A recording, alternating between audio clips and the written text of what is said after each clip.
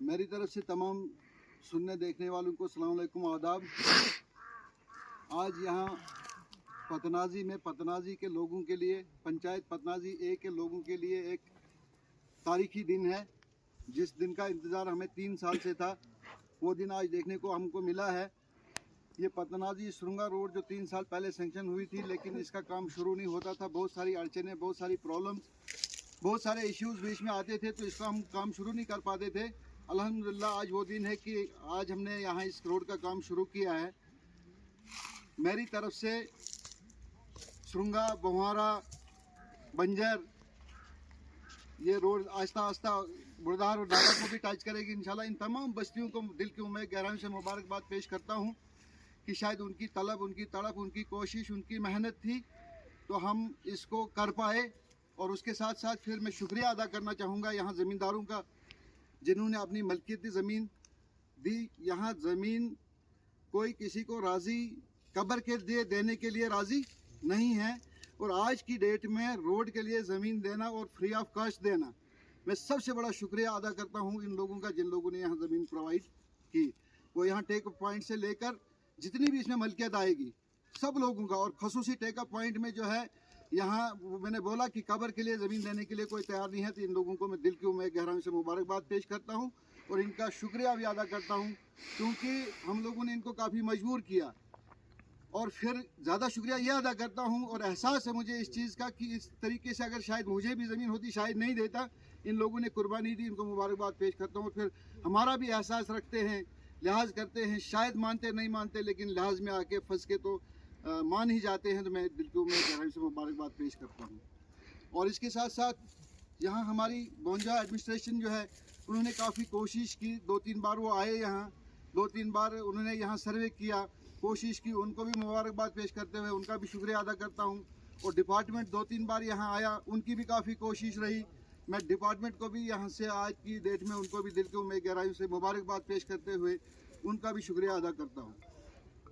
जहाँ तक ठेकेदार का मसला है, ठेकेदार डिले हुआ, लेकिन मैं अपनी तरफ से उसका भी शुक्रिया अदा करता हूँ, क्योंकि 2-3 बार वो भी मशीन लेके आया।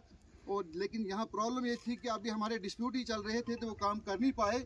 मैं आज की डेट में उनको भी मुबारकबाद पेश करता हूँ कि हम लोग आपके साथ हैं मिलजुल के। आज हमारा प्रेस कॉन्फ्रेंस देने का मतलब ये चीज़ है, चाहे वो इकबाल साहब हों, वो फारूक साहब हों, वो कासिम हों, वो हाफिज़ इसराइल हों, वो यूनस हो, कोई भी यहाँ बस्ती का जो भी पतनाजी का है, आपके साथ शाना बशाना खड़ा रह के आपको यहाँ कामयाब कराने की कोशिश करेगा।